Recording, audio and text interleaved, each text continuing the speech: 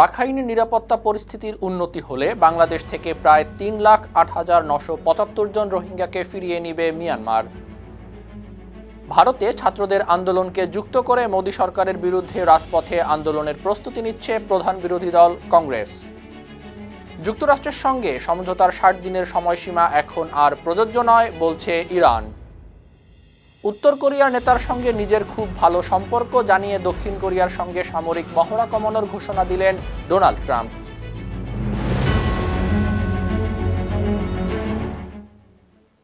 শুনছিলেন সংবাদ শিরোনাম। সবাইকে স্বাগত জানাচ্ছি বিশ্বজুড়ে প্রতিদিনে বিশ্বের বিভিন্ন প্রান্তে সবশেষ তথ্য জানাতে আপনাদের সঙ্গে আছি আমি ইকবাল মাহমুদ অনিক। বাংলাদেশে আশ্রিত প্রায় 3,08,975 জন রোহিঙ্গাকে রাখাইন রাজ্যের সাবেক বাসিন্দা বলে স্বীকার করেছে মিয়ানমার। রাখাইন রাজ্যের নিরাপত্তা পরিস্থিতির উন্নতি হলে তাদেরকে ফিরিয়ে নেওয়া হবে। মিয়ানমারের পররাষ্ট্র মন্ত্রণালয় জানিয়েছে, গেল 31 জুলাই পর্যন্ত বাংলাদেশ থেকে পাঠানো 8,28,824 জনের তালিকার মধ্যে 3,08,797 জনকে রাখাইনবাসী হিসেবে যাচাই করা হয়েছে। তবে এই তালিকার 4,241 জন সন্ত্রাসী কর্মকাণ্ডে জড়িত। এছাড়া আরও 1,13,507 জনের পরিচয় যাচাই করা সম্ভব হয়নি। বার্তা সংস্থা রয়টার্স এসব তথ্য জানিয়েছে। স্বরাষ্ট্রমন্ত্রী সালাউদ্দিন আহমদ জানিয়েছেন, বাংলাদেশে আল কায়েদার তৎপরতা নিয়ে জাতিসংঘের রিপোর্টটি অনুমান নির্ভর। এমন তথ্যের ভিত্তিতে কোনো পদক্ষেপ নেয়ার প্রয়োজন দেখছে না সরকার। সোমবার সচিবালয়ে Bangladesh judicial service pay commission 2025-এর প্রতিবেদন পর্যালোচনা ও সুপারিশ প্রণয়ন কমিটির সভা শেষে তিনি এসব কথা বলেন। এ সময় মন্ত্রী আরও বলেন, কোনো প্রতিবেদন বা পর্যবেক্ষণের ভিত্তিতে সিদ্ধান্ত নেয়ার আগে সংশ্লিষ্ট বিষয়টি যাচাই করে দেখা দরকার। নিরাপত্তার মতো গুরুত্বপূর্ণ বিষয়ে অনুমানের ওপর নির্ভর করে পদক্ষেপ নেয়ার সুযোগ নেই। সম্প্রতি বাংলাদেশে আল কায়েদার তৎপরতা নিয়ে জাতিসংঘের সতর্কতা প্রসঙ্গে মন্ত্রী এসব কথা বলেন।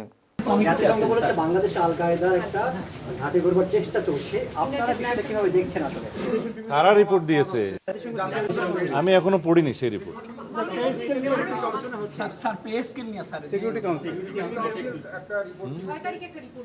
আমি শুনেছি, সেটা পড়িনি। ওখানে হয়তো কিছু অবজারভেশন দিতে পারে, আমি না দেখে বলতে পারবো না। আমরা এগুলো আমলে নিচ্ছি না, রিপোর্টও এখনো পড়িনি। তাছাড়া আমি যতটুকু শুনেছি পত্রিকান্তরে, সেটা ওখানে বলা হয়েছে যে তারা একটা এজিউম করেছে আর কি, একটা অনুমান করেছে যে এরকম হতে পারে। তো অনুমান নির্ভর কোনো রিপোর্টের উপর আমরা তো অ্যাকশন করতে পারি না। ভূমধ্যসাগর পাড়ি দিয়ে গ্রিস যাওয়ার পথে খাবার ও পানি ছাড়া প্রায় 11 দিন সাগরে থাকার পর একটি নৌকায় 11 জনের মৃত্যু হয়েছে। তাদের মধ্যে 9 জন বাংলাদেশি। এর মধ্যে আব্দুল করিম নামে বেঁচে যাওয়া এক বাংলাদেশি মিশরের হাসপাতালে চিকিৎসাধীন আছেন। কায়রোতে বাংলাদেশ দূতাবাস জানিয়েছে, করিম সুনামগঞ্জের শান্তিগঞ্জ উপজেলার পাথারিয়া গ্রামের বাসিন্দা। গেল 3 আগস্ট লিবিয়া থেকে গ্রিসের উদ্দেশ্যে করিম সহ 38 জন বাংলাদেশি এবং 4 জন সুদানের নাগরিক যাত্রা করেছিলেন। নৌকাটির ইঞ্জিন নষ্ট হয়ে যাওয়ার পর 11 দিন সাগরে ভেসে থাকেন তারা। পরে 13 আগস্ট মিশরের মার্শা মাতরুহ উপকূল থেকে পুলিশ তাদেরকে উদ্ধার করে।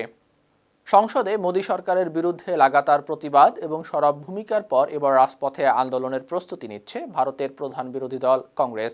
এই লক্ষ্য বাস্তবায়নে 19 আগস্ট কংগ্রেসের কার্যনির্বাহী কমিটির বৈঠক আয়োজন করা হয়েছে। কংগ্রেস নেতারা মনে করছেন, সরকারের বিরুদ্ধে রাজনৈতিক বার্তা সাধারণ মানুষের কাছে পৌঁছে দিতে হলে রাজপথেও আন্দোলন প্রয়োজন। এই পরিকল্পনায় ছাত্র সমাজকে আন্দোলনের সঙ্গে যুক্ত করার উপর জোর দেওয়া হচ্ছে। আগামী 22 আগস্ট রাহুল গান্ধী মহারাষ্ট্রের পুনেতে কংগ্রেসের ছাত্রদের কর্মসূচিতে যোগ দিবেন। এর আগে তিনি উত্তরাখণ্ড, বিহার এবং প্রয়াগরাজে একই ধরনের কর্মসূচিতে অংশ নিয়েছেন। ভারতের একটি অজ্ঞাত এক্স অ্যাকাউন্ট থেকে ইরানের পারমাণবিক অস্ত্র নিয়ে একটি মিথ্যা তথ্য ইসরায়েলি গণমাধ্যম এবং যুক্তরাষ্ট্রের রাজনৈতিক অঙ্গনে তোলপাড় হয়েছে। খোদ ইসরায়েলের প্রধানমন্ত্রী বেনিয়ামিন নেতানিয়াহু ওই দাবিকে ইরানের পারমাণবিক অস্ত্র তৈরির ইচ্ছার প্রমাণ হিসেবে উল্লেখ করেছেন। পরে বিষয়টি ভুয়া প্রমাণিত হলে ব্যাপক হাস্যরসের তৈরি হয়। গেল 5 আগস্ট একটি অ্যাকাউন্ট থেকে জানানো হয়, ইরানের ইসলামিক রেভলিউশনারি গার্ড কর্পসের commander brigadier general Ahmad Vahidi বলেছেন, যুক্তরাষ্ট্র ও ইসরায়েল পারমাণবিক অস্ত্র রাখলে ইরানও পারমাণবিক অস্ত্র তৈরির চেষ্টা চালিয়ে যাবে। পোস্টটির সঙ্গে ওয়াহিদির ছবি এবং পারমাণবিক বিস্ফোরণের একটি এআই তৈরি ছবি জুড়ে দেওয়া হয়েছিল। পাকিস্তানের বেলুচিস্তানে সন্ত্রাস বিরোধী অভিযানে 2 জন নিহত ও 3 জন আহত হয়েছেন। নিরাপত্তা বাহিনীর সঙ্গে বন্দুকযুদ্ধে তারা হতাহত হয়। সামা টিভির অনলাইনের প্রতিবেদনে জানা গেছে, গোয়েন্দা তথ্যের ভিত্তিতে বেলুচিস্তানের কিল্লি জাইকা এলাকায় অভিযান চালিয়েছিল পাকিস্তান নিরাপত্তা বাহিনী। এ সময় নিরাপত্তা বাহিনীর সঙ্গে সন্ত্রাসীদের গোলাগুলিতে 2 জন নিহত এবং 3 জন আহত হন। ঘটনাস্থলটি বাসিমা ক্যাম্প থেকে প্রায় 12 কিলোমিটার উত্তরে। নিহতদের একজনের নাম মুস্তাক আহমেদ, অপরজনের নাম জানানো হয়নি। গোলাগুলির পর ঘটনাস্থল থেকে বিপুল পরিমাণ অস্ত্র ও অন্যান্য সরঞ্জাম উদ্ধার করা হয়েছে। ইরানের পররাষ্ট্র মন্ত্রণালয়ের মুখপাত্র ইসমাইল বাঘেই বলেছেন, যুক্তরাষ্ট্রের সঙ্গে সমঝোতার 60 দিনের সময়সীমা এখন আর প্রযোজ্য নয়। তিনি অভিযোগ করেছেন, সমঝোতা সই করার কয়েক সপ্তাহের মধ্যেই যুক্তরাষ্ট্র তা লঙ্ঘন করেছে। ওই সমঝোতায় নিষেধাজ্ঞা প্রত্যাহার এবং ইরানের পরমাণু কর্মসূচি নিয়ে আলোচনার জন্য 60 দিনের একটি সময় নির্ধারণের কথা ছিল। প্রয়োজন হলে সময়সীমা বাড়ানোর সুযোগও ছিল, তবে যুক্তরাষ্ট্র ব্যাপকভাবে সমঝোতা লঙ্ঘন করেছে। এ কারণে আলোচনা করা সম্ভব হয়নি। এখন 60 দিনের সময়সীমার কোনো গুরুত্ব নেই।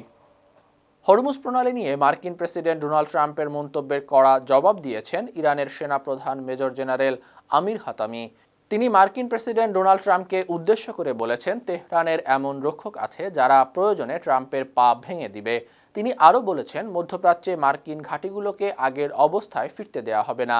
সম্প্রতি হরমুজ প্রণালীকে যুক্তরাষ্ট্রের ভূখণ্ড বানানোর হুমকি দিয়েছিলেন ট্রাম্প।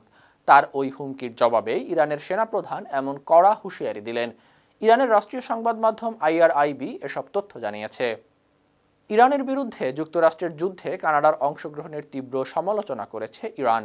ইরানের পররাষ্ট্র মন্ত্রণালয়ের মুখপাত্র ইসমাইল বাঘাই রোববার সামাজিক যোগাযোগ মাধ্যমে এক বার্তায় বলেছেন, কানাডাকে যুক্তরাষ্ট্র তাদের 51তম অঙ্গরাজ্য বলে অভিহিত করে, কানাডীয় পণ্যে শুল্ক আরোপ করে এবং বিভিন্ন ইস্যুতে কানাডাকে হুমকি দেয়। এরপরও অটোয়া যুক্তরাষ্ট্রকে সন্তুষ্ট করতে ইরানের বিরুদ্ধে মার্কিন নেতৃত্বাধীন যুদ্ধে অংশ নিচ্ছে। তিনি ব্যঙ্গ করে বলেন, এটি কানাডায় হকি নাইট নয়, এটি ওয়াশিংটনের ফার্ম টিম। কানাডার প্রধানমন্ত্রী মার্ক কার্নি গত মার্চ মাসে বলেছিলেন, হরমুজ প্রণালী পুনরায় খুলে দেওয়ার প্রচেষ্টায় সহযোগিতা করতে প্রস্তুত তার দেশ। মার্কিন প্রেসিডেন্ট ডোনাল্ড ট্রাম্প বলেছেন, সৌদি আরব, তুরস্ক ও পাকিস্তান শেষ পর্যন্ত মক্কা যৌথ প্রতিরক্ষা চুক্তিতে স্বাক্ষর করায় তিনি খুবই খুশি। 16 আগস্ট সামাজিক যোগাযোগ মাধ্যম ট্রুথ সোশ্যাল পোস্টে 3 দেশের নেতৃত্বকে অভিনন্দন জানিয়ে তিনি চুক্তিটিকে বড়, সাহসী ও গুরুত্বপূর্ণ প্রথম পদক্ষেপ বলে উল্লেখ করেছেন। ট্রাম্প আরও বলেছেন, এই চুক্তি প্রমাণ করছে মধ্যপ্রাচ্য ঐক্যবদ্ধ হচ্ছে। যুদ্ধবিরতির মধ্যেই লেবাননের বিন্ত জাবেল জেলার হাদাথা শহরে রোববার হামলা করেছে ইসরায়েলি সেনাবাহিনী। লেবাননের সরকারি বার্তা সংস্থা জানিয়েছে, ইসরায়েলি সেনারা শহরের পশ্চিমাঞ্চলে স্বয়ংক্রিয় অস্ত্র দিয়ে গুলি চালিয়েছে। গত 2 মার্চ লেবাননে ব্যাপক বিমান হামলা করে দেশটির দক্ষিণাঞ্চলের কয়েকটি এলাকা দখল করে ইসরায়েল। লেবানন সরকারের হিসাবে ওই সময় দেশটিতে 10 লাখের বেশি মানুষ বাস্তুচ্যুত হয়েছে। গেল 17 এপ্রিল থেকে কার্যকর হওয়া লেবানন ইসরায়েল যুদ্ধবিরতি কয়েক দফা বাড়ানো হয়েছিল। এই যুদ্ধবিরতি সত্ত্বেও ইসরায়েলি বাহিনী 15 আগস্ট লেবাননে বিমান হামলা করে। লেবানিজ স্বাস্থ্য মন্ত্রণালয় জানিয়েছে, 2 মার্চ থেকে ইসরায়েলি হামলায় দেশটিতে 4346 জন নিহত হয়েছেন। গাজায় প্রতিদিন 30 থেকে 40 জন মানুষকে হত্যা করা উচিত, এমন মন্তব্য করেছেন ইসরায়েলের অতি ডানপন্থী জাতীয় নিরাপত্তা মন্ত্রী ইতামার বেন-গভির। 16 আগস্ট সামাজিক যোগাযোগ মাধ্যমে ছড়িয়ে পড়া একটি পডকাস্টের বরাতে এই তথ্য জানিয়েছে আন্তর্জাতিক সংবাদ মাধ্যম আল জাজিরা। গাজা থেকে মুক্ত হওয়া সাবেক ইসরায়েলি বন্দীর সাথে আলাপে তিনি এই উস্কানিমূলক মন্তব্য করেন। পডকাস্টে বেন-গভির পরিকল্পিতভাবে ফিলিস্তিনিদের হত্যার আহ্বান জানান। তার এমন বক্তব্য আন্তর্জাতিক অঙ্গনে ব্যাপক সমালোচনার জন্ম দিয়েছে। ইরানের বিরুদ্ধে যুক্তরাষ্ট্রের সামরিক অভিযানে দক্ষিণ কোরিয়া যোগ না দেয়ায় দেশটির সঙ্গে যৌথ সামরিক মহড়া উল্লেখযোগ্যভাবে কমানোর ঘোষণা দিয়েছেন মার্কিন প্রেসিডেন্ট ডোনাল্ড ট্রাম্প। একই সঙ্গে উত্তর কোরিয়ার নেতা কিম জং উনের সঙ্গে নিজের খুব ভালো সম্পর্কের কথাও বলেছেন তিনি। রোববার ট্রুথ সোশ্যাল পোস্টে ট্রাম্প বলেছেন, যুক্তরাষ্ট্র ও দক্ষিণ কোরিয়ার সামরিক মহড়ার খরচ অনেক বেশি, এর বড় অংশ যুক্তরাষ্ট্র বহন করে। মহড়াগুলো উত্তর কোরিয়ার জন্য বৈরী বার্তা পাঠায়। সোমবার যুক্তরাষ্ট্র ও দক্ষিণ কোরিয়ার বার্ষিক সামরিক মহড়া বাতিলের জন্য অনেক দেরি হয়ে গেছে। আগামী দিনে এমন মহড়া কমানোর ইঙ্গিত দেন তিনি। অন্যদিকে দক্ষিণ কোরিয়া জানিয়েছে, নির্ধারিত সময়েই মহড়া হবে। ইউক্রেনের ক্রিভি রি শহরে ভারতীয় বংশোদ্ভূত ধনকুবের লক্ষ্মী মিত্তালের মালিকানাধীন আর্সেলর মিত্তাল ইস্পাত কারখানায় রোববার ভয়াবহ ক্ষেপণাস্ত্র হামলা করেছে রাশিয়া। হামলায় 2 জন নিহত ও 14 জন আহত হয়েছেন। আর্সেলর মিত্তাল ক্রিভি হতে ইউক্রেনের সবচেয়ে বড় সমন্বিত ইস্পাত উৎপাদন কমপ্লেক্সগুলোর একটি। এছাড়াও ইউক্রেনের আরও কয়েকটি এলাকায় রুশ ড্রোন ও ক্ষেপণাস্ত্র হামলায় কয়েকজন হতাহত হয়েছেন। এর আগে রাশিয়ার বিভিন্ন অঞ্চলে শত শত ড্রোন হামলা করে ইউক্রেন। রুশ কর্মকর্তারা জানিয়েছেন, ইউক্রেনীয় হামলায় রাশিয়ায় 6 জন নিহত হয়েছেন। সুপ্রিয় দর্শক, এই ছিল আজকের বিশ্বজুড়ে প্রতিদিনের আয়োজনে। দেশ বিদেশের বিভিন্ন খবর নিয়ে আবারও আপনাদের সামনে হাজির হব। সেই পর্যন্ত ভালো থাকুন, সুস্থ থাকুন, বায়ান্নর টিভির সঙ্গেই থাকুন। ধন্যবাদ।